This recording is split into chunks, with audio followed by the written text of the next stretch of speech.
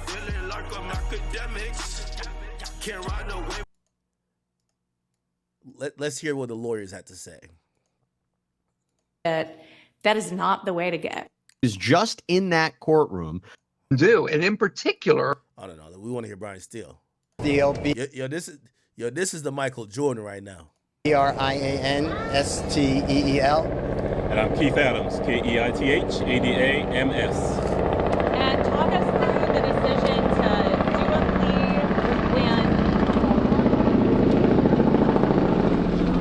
You hear the news chopper above?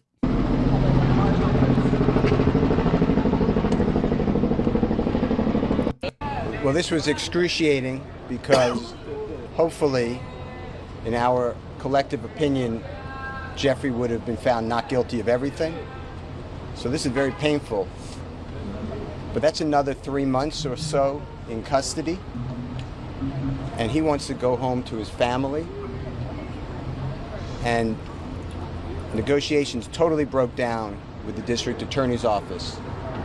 Horribly broke down. And at that point, we believe that justice would be found with the honorable court. And Jeffrey just wanted to go home. How agonizing it is to know that we've spent a year trying a case where the prosecutors have put on lies, knowing lies, hiding evidence, is insane in 2024 in the United States of America. And the only reason that this got revealed is because of you people. You people brought the truth to the community because nobody knows this. This is not the only courtroom it's happening in, and I just want to thank all of you. I especially want to thank Jeffrey for letting me represent him. I think he's a wonderful person who does wonderful things and will continue to do things even greater.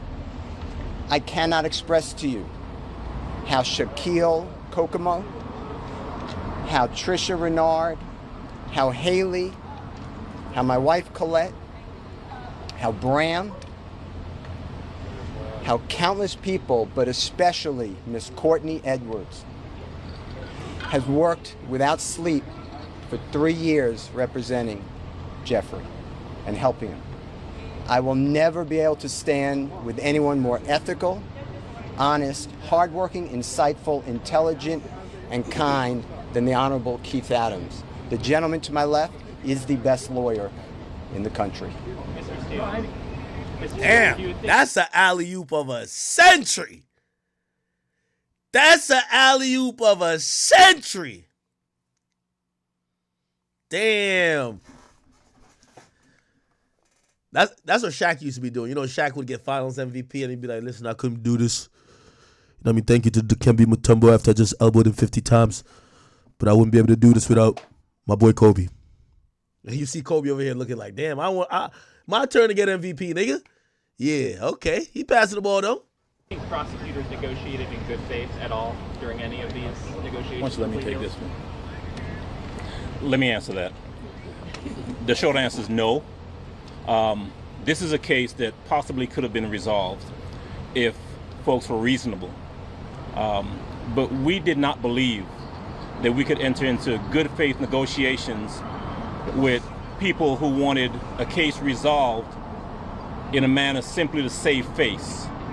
And Jeffrey Williams was not going to say things that they wrote for him, that they wanted him to say, that was their theory when it wasn't true. And so, good faith, no. I don't believe we will ever really negotiate. Oh, that's a win for Thug, though.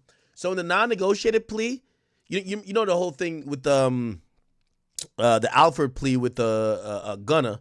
The big difference here is that Gunna had to agree to some of the things that the prosecutor was saying. And that's where you get the yes, ma'am, yes, ma'am, yes, ma'am.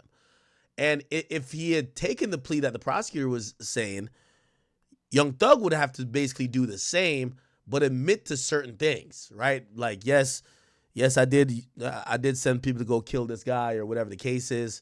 Or I did rent the car. It's probably not going to be up to the level of saying you sent somebody to kill somebody, but he was going to have to admit to a bunch of stuff. And shit, I think that would have made Thug look a little crazy as well, right? Because he might have to admit things about other people, and we know how that comes across in court. snitching, right? So Thug avoids all of that, and great lawyers. Negotiating in good faith, and you've been here the past year that this case has been on trial. You've seen the numerous motions for mistrial. You've seen the behavior of the state. You've seen the dishonesty. You've seen everything being hidden. You've seen things come out in court, in front of you. And so you know what kind of prosecution we were dealing with, and that's okay. You know, Mr. Steele and I have fought through this the past 2.5 years. And as he said, we ultimately decided we were going to put our faith in the court as opposed to the folks on the other side of the aisle. And, you know, the best thing out of all of this is that Jeffrey Williams, in a very short period of time, will be home. And that's all we've wanted from May 9th, when they went and picked him up and have held him in jail without a bond for the past 2.5 years. He'll be home shortly.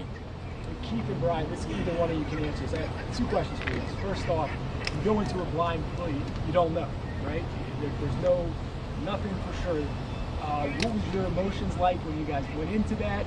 I would imagine the conversation. Can you kind of take us into the room before you went out into court, what the conversations were back and forth? Obviously, I know there's attorney-client privilege, but it's a big decision. Well, I didn't want to give up the jury trial, but that was a decision made, and once that decision was made, we were just thankful that there are people like the Honorable Judge Whitaker who understands what a trial is like and what it should be like.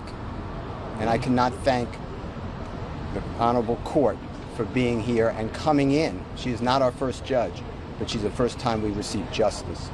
Mr. Adams, this is your second high-profile RICO case here in Fulton County. Do you think that maybe the prosecutor's office is abusing that statute? And what are your opinions of RICO generally? I have, for the 30-some-odd years that I've practiced law, always believed that if you, as a prosecutor, think that someone has committed a crime, you charge them with the crime, you put it in front of a jury, and then you do it fairly and let the chips fall where they may. The courtroom is not the place to get adventurous, to get inventive, to think, well, we don't have evidence on him for any of these incidents, but maybe, if just maybe, we tie him up in a RICO and put him with people who may have committed crimes, we can get him that way. That's an abuse. And so, yes, for some strange reason, the Fulton County DA's office seems to be in love with RICO, and my honest opinion is that they're in love with it because it makes it easier for them to try and convict people that they otherwise could not convict. And that's what was happening here. We're fighting a mountain, reams of evidence, most of which didn't have anything to do with us. And so, is it an abuse? I think it is. There are better ways to, and I used to be a prosecutor, right? And I can tell you that there are better ways to prosecute cases than the way this case was prosecuted. You guys obviously rejected initially what the state was going to offer. Is there some details you can give us? Because it sounds like from what you guys decided in court, I mean, it's still pretty stringent. There's a lot of different details, but what was the state asking for that you guys rejected? I'm not going to get into plea negotiations because they are privileged under statute, but it was outrageous. They would let him out of custody, but they would have a tether around him so tight that it's unconscionable.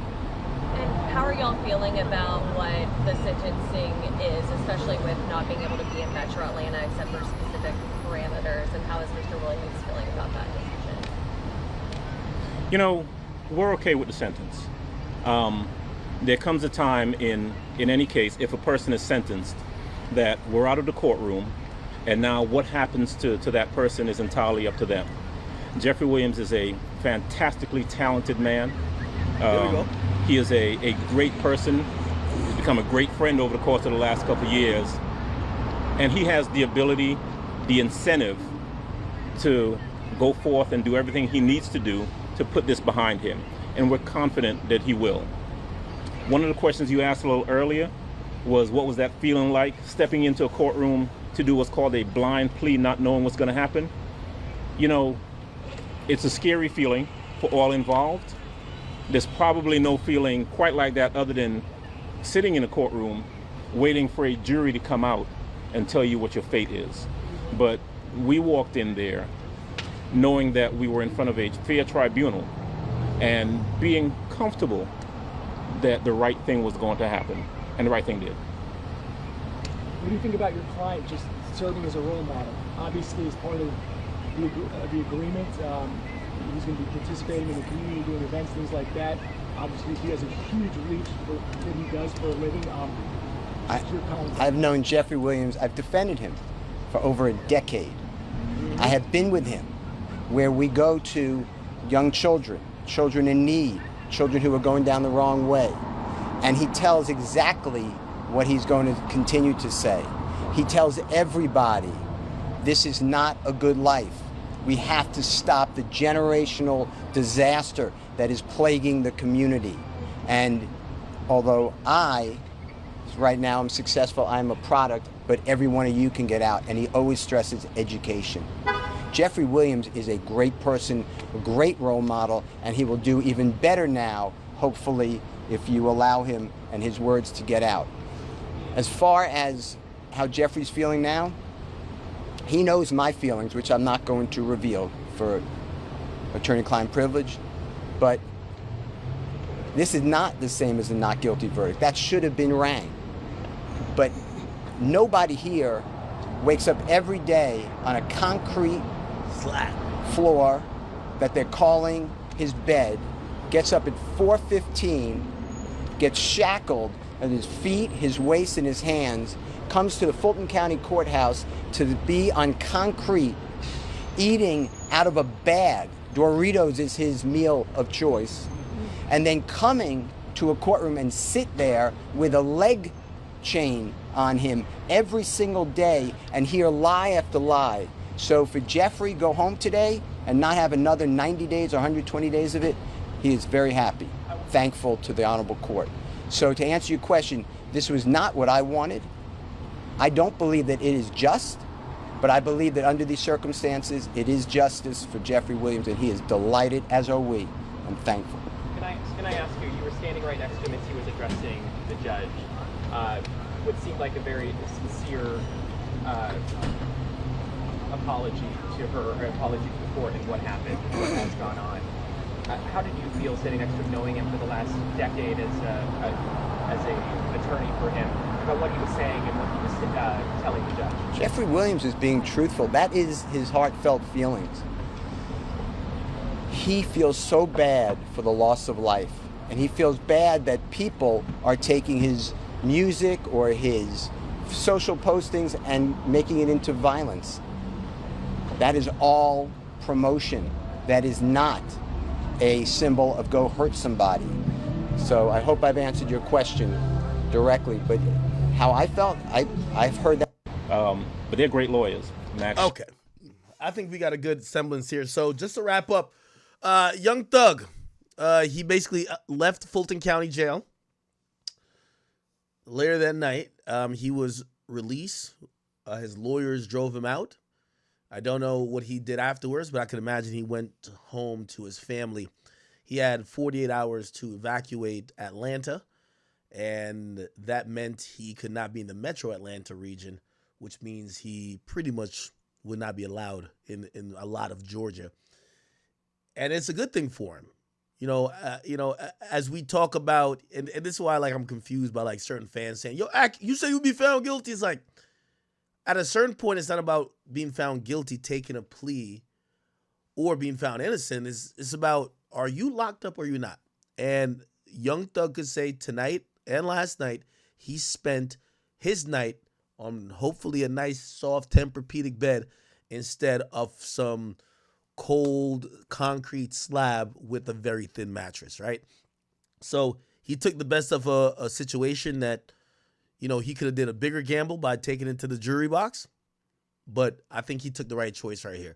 Brian Steele fought tirelessly and endlessly, and when he said initially he was going to fight with every drop of blood in his body to make sure that Jeffrey Williams does not go down for this. And yes, he was facing pretty much the rest of his life damn near in prison.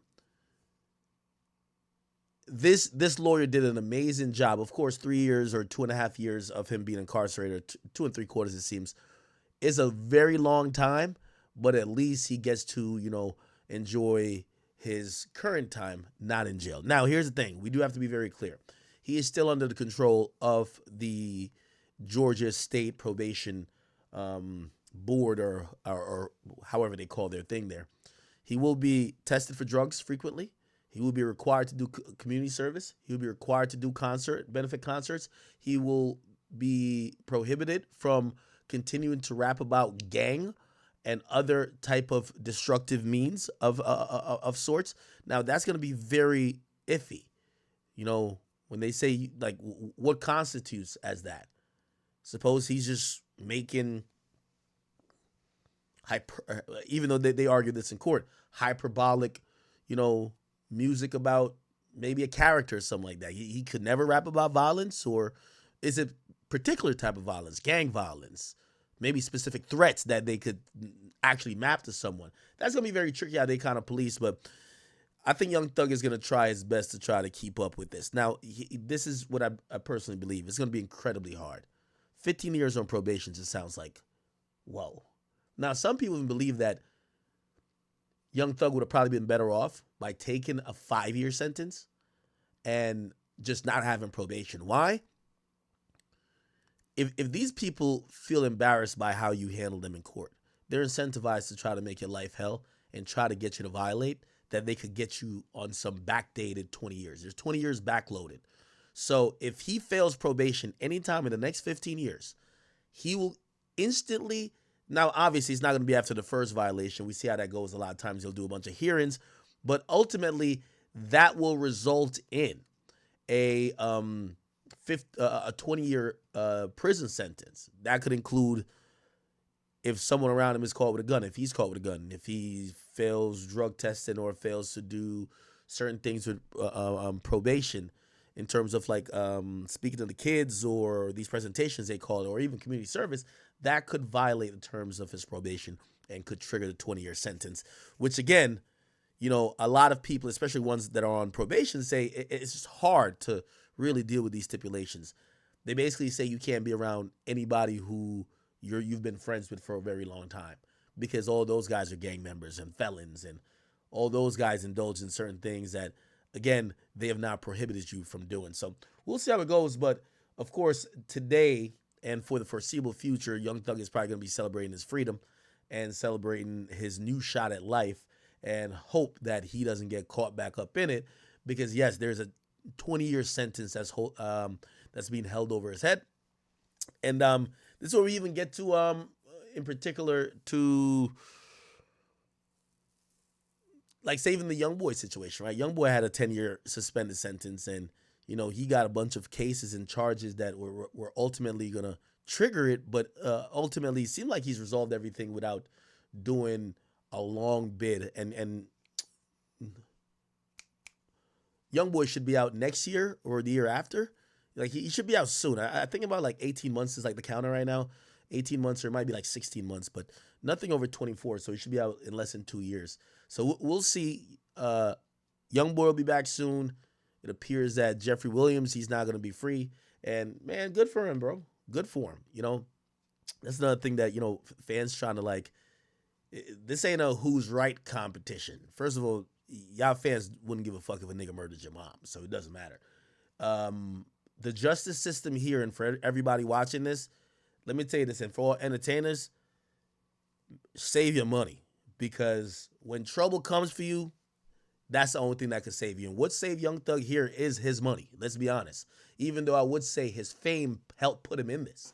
So his fame put him in some trouble, because the mere fact that you're posting something that I could have killed you, that goes so viral, every blog in America picks it up, that then becomes evidence in your own case. Your fame and anything you do or subliminally do becomes so overt, that doesn't help him.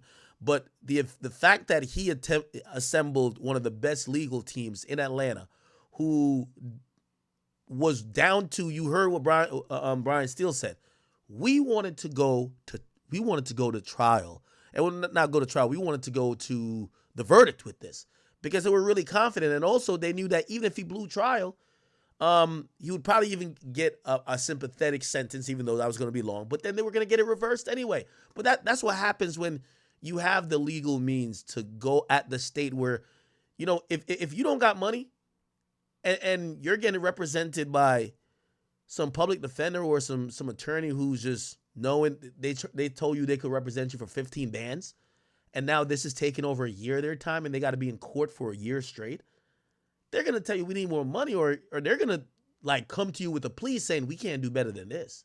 Why? Your pockets ain't long enough to keep up with the government, and the government got all day because the government using taxpayer money. Young Thug, I think without him in this case, everybody gets railroaded. If you notice, and we watched the case primarily for a long time, Brian Steele, even though he only represented Thug, not the other co-defendants, they knew that's Young Thug got the deep pockets. Let his lawyer do the majority of the research and the majority of this and really take the state to task, and he definitely did it. So congratulations to everyone. We've seen people were... Because my next guest... Hold on, we'll get to it. People were very ecstatic. Even people saying, yo, Mariah the Scientist, they're saying Mariah the Scientist is, you know, that's one of his girlfriends. I don't know how many he got, but they're like, yo, she was celebrating. Listen to this. Crazy.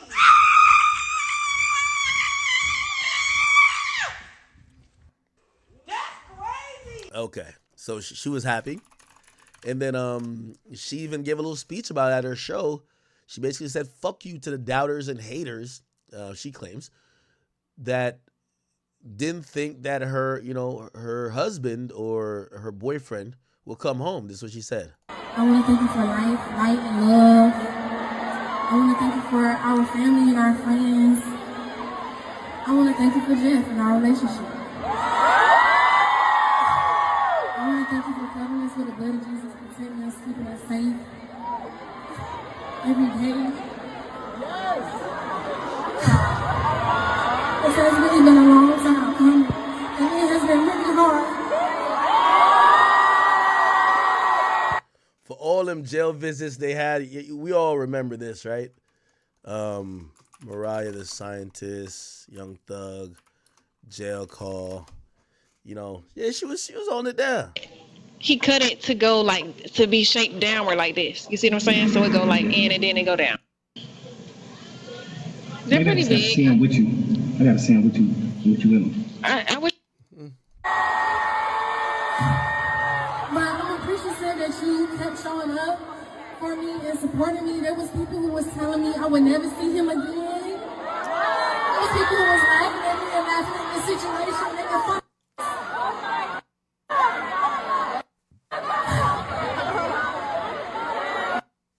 praise man.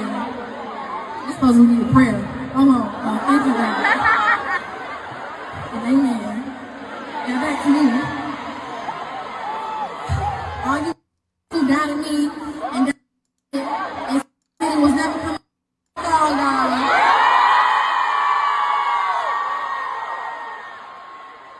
What you gonna say?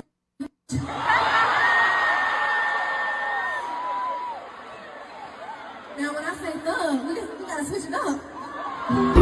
Unbelievable. Let's just make it to the end so I can get on this jet. You know what I'm saying? Okay. And some people have said that she's dropping off tour, supposedly, to go spend some time with him. And good for her and good for him. Good for both of them.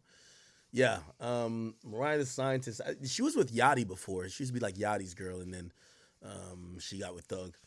But yeah, she's been holding him down. I can't lie. She's been holding him down. I seen a couple of like little side chicks, you know, the side chicks trying to pop up. Hey, listen, news flash to all Young Thug side chicks. Y'all time ain't yet. The first 60 days is only for wifey. All right? Y'all side chicks, after the first 3 months, maybe I could check the temperature to see if y'all still on the roster, okay? But for the first 60 days, it's only for Mariah, okay? So I seen two side chicks they kept posting free Thug. No. We don't care about you right now. This Mariah time. We seen the jail calls. We seen her picture on the jail wall. She been holding it down. Let her get her thing. You feel what I'm saying? And she deserves it all. You know what I mean? Like, shit. You know, I don't think she got no side niggas, so I think she been celibate for, what was it? How long you been locked up? For 2.5 years? She been celibate for 2.5 years, holding that kitty cat for Thug. Oh man, good for them, man. Hopefully they have some kids, and hopefully Young Thug stays out of trouble. That's gonna be the big thing. You have to stay out of trouble. You got to start changing your surroundings, changing the amount that you consume drugs. Young Thug seemingly used to be very intoxicated or really just under the influence of whatever. He has to learn how to cope with that and not have to do these drugs. Move a little bit different.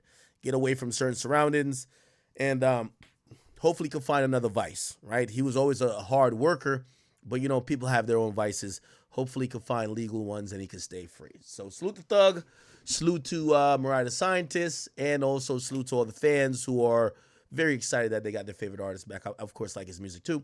And condolences to the people who felt like their loved ones may have been lost, shot, hurt because of Young Thug. I hope you find some solace in your mourning process, and hope everybody could think that maybe justice was had here or attempted to had. Right, this is what it is. Cool. We'll see what happens with Thug and Gunna. We'll see that later. Okay. Anyway, let's get to the next thing. I couldn't wait till I got here.